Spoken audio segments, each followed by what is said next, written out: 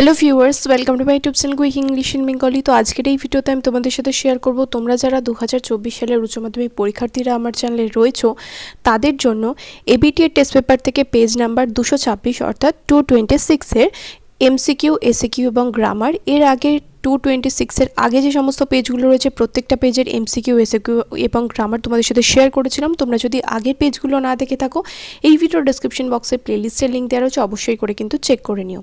তো 226 নম্বর পেজের প্রথমটা রয়েছে, দেখো একের দাগের প্রথম যে এমসিকিউ রয়েছে বলেছে the train drew slowly into the station. ট্রেনটি ধীরে ধীরে স্টেশনে প্রবেশ করলো। The name of the station was, স্টেশনটির নাম কি ছিল? স্টেশনটির নাম ছিল Saharanpur. Kalam's childhood was a secure childhood materially and emotionally. কালামের শৈশব ছিল বস্তুগত দিক থেকে এবং আবেগগত দিক থেকে সুরক্ষিত। The first question Mrs Jones asked Roger was now ain't you ashamed of yourself. Mrs Jones রজারকে প্রথম যে প্রশ্নটা করেছিল সেটা ছিল, এখন কি তুমি তোমার উপর লজ্জিত নও? When the tsar went to the hermit to take leave, the hermit was, যখন সন্ন্যাসীটির কাছ থেকে বিদায় নেওয়ার জন্য যার তার কাছে গিয়েছিল তখন সে সন্ন্যাসীটি কী করছিল? Sowing seeds in the beds dug the day before, মানে মাটিতে যে গর্তগুলো খোঁড়া হয়েছিল বীজ বপন করার জন্য সেগুলোতে সে কী করছিল? বীজ বপন করছিল।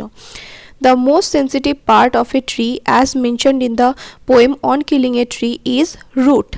গাছের সবচাইতে সংবেদনশীল অংশ অন কিলিং এ ট্রিতে যেটা বলা হয়েছে সেটা হচ্ছে শিকড় বা মূল গাছের হচ্ছে সবচাইতে সংবেদনশীল অংশ। In the poem shall I compare thee to a summer's day, shall I compare thee to a summer's day, এই কবিতায় ডেজ the poet uses a legal term, the term is lease. এখানে কবি ডেজ যে এই কথাটা shall I compare thee to a summer's days, the poet uses a legal term, এখানে কবি একটা লিগাল টার্ম ইউজ করেছেন, সেটা হচ্ছে লিজ, মানে ক্ষণস্থায়ী। মানে লিজ মানে হচ্ছে ওই যে বলে না ব্যবধান, মানে in the poem shall I compare দি দেখবে একটা লিজ বলে ওয়ার্ডটা রয়েছে, মানে এখানে ব্যবধানটা বোঝাচ্ছে যে কতটা সময়ের জন্য গ্রীষ্মকালটা থাকে। তোমার সৌন্দর্য তো সেরকম নয়, তোমার সৌন্দর্য হচ্ছে চিরস্থায়ী, তোমার সৌন্দর্য অল্পক্ষণ টেম্পোরাল নয়। The stream flowing through the valley looks like a strand of silver. Silver মানে হচ্ছে রূপো, রূপোর একটা বড় দাগের মতো মনে হয় যখন ওই নদীটি উপত্যকার মধ্যে দিয়ে যায়। হি রেস্ট অ্যাট ইজ, সে শান্তিতে বিশ্রাম নেয়। হিয়ার হি রেফার্স টু, এখানে হি বলতে কাকে বোঝানো হয়েছে? দ্য গ্রাসহপার, ঘাস ফড়িংকে।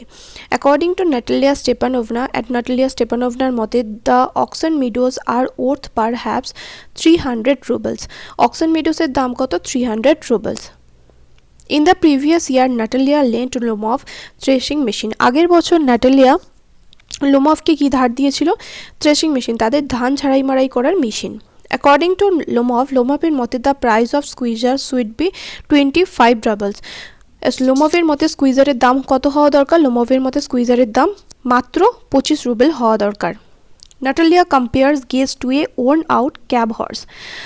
নাটালিয়া গেজকে কিসের সাথে তুলনা করেছে? একটা ওর্ন আউট ক্যাব হর্স, মানে একটা বুড়ো ঘোড়ার সাথে তুলনা করেছে, মানে যেটা কোনো কাজের নয়।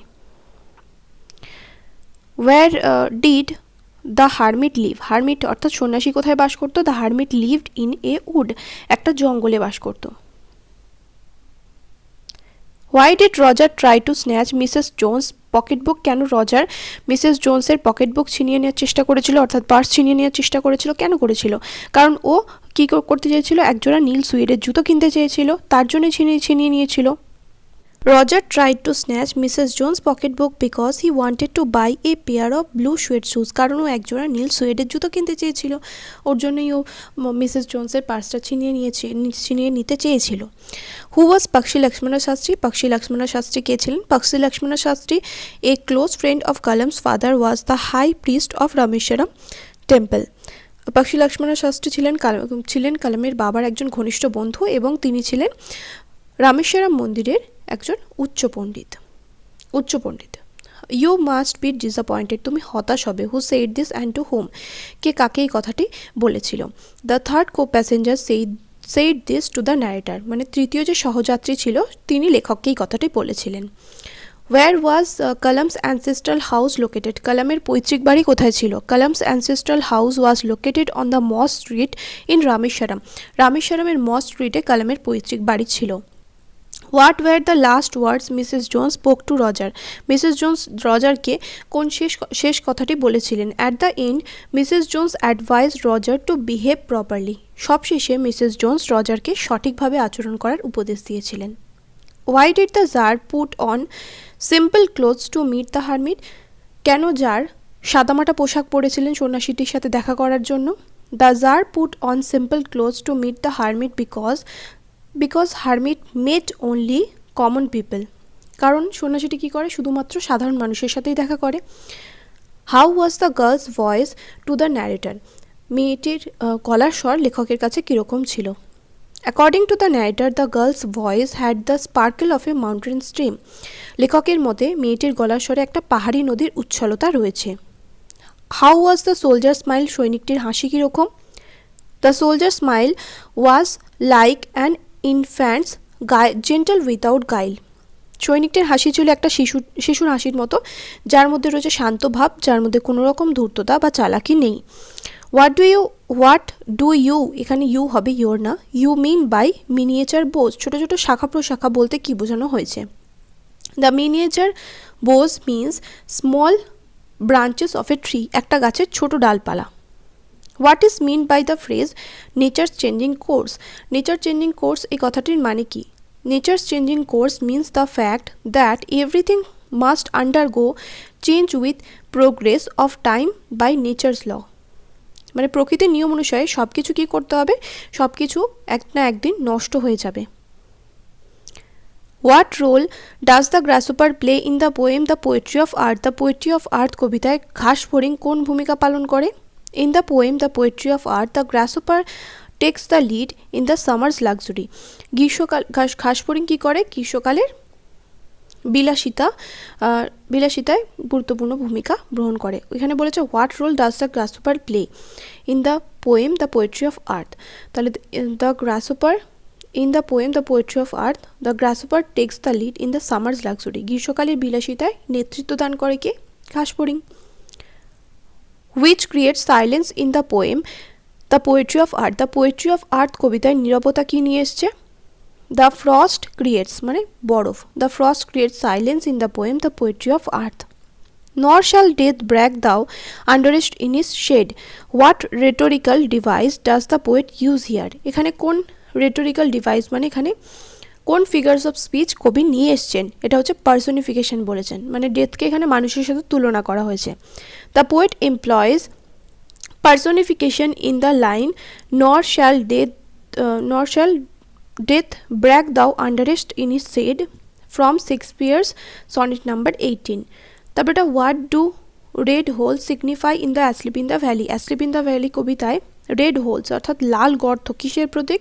Red holes signify bullet wounds, বুলেটের ক্ষত, bullet wounds in the asleep in the valley, in asleep in the valley. তারপর এটা but this alone won't do it, কিন্তু এটা একা করতে পারবে না। What is referred to by this, এখানে দিস বলতে কী বোঝানো হয়েছে?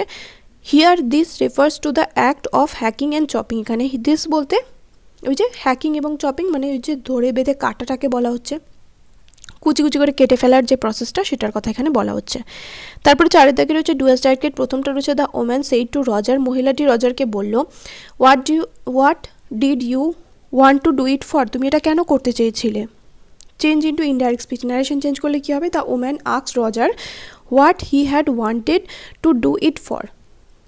তারপর এটা adversity always presents opportunities for introspection, এটাকে নেগেটিভ বানাতে বলেছে, তাহলে adversity never stops presenting opportunities for introspection.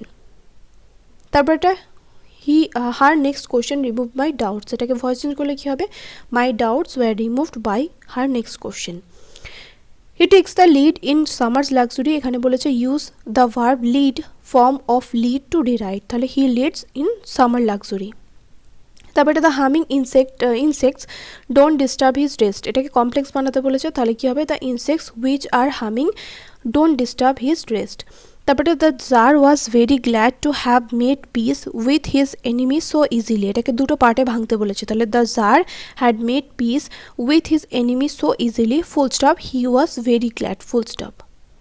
তারপরে আর্টিকেল অ্যান্ড প্রিপোজিশনে চলে আসো। There was a very old mosque in our locality where my father would take me there for evening prayers. I had not the faintest idea of the meaning of the Arabic prayers. তারপর এখানে যেটা error রয়েছে, ইররটাকে correction করতে হবে।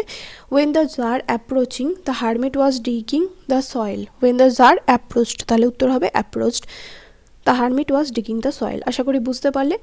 তোমাদের পরীক্ষার জন্য কোন কোন বড় প্রশ্নগুলো করতে হবে, তোমার তো 30 নম্বরে বড় প্রশ্ন থাকবে, তো কোন কোন বড় প্রশ্ন তোমরা প্লে, প্রোজ এবং পোয়েট্রি থেকে করবে সেগুলোর ভিডিও কিন্তু অলরেডি আমার চ্যানেলে দেওয়া রয়েছে। তোমরা যদি উত্তরসহ ভিডিওগুলো দেখতে চাও, এই ভিডিও ডেসক্রিপশন বক্সে দেখো ক্লাস 12 সিলেবাস 2024 বলে প্লেলিস্টের লিঙ্ক আমি অলরেডি দিয়ে দিয়েছি, ওখান থেকে চাইলে তোমরা ভিডিওগুলো দেখে নিতে পারো। অবশ্যই করে কিন্তু চেক করে নিও। দেখা হবে নেক্সট ভিডিওতে। Till then by.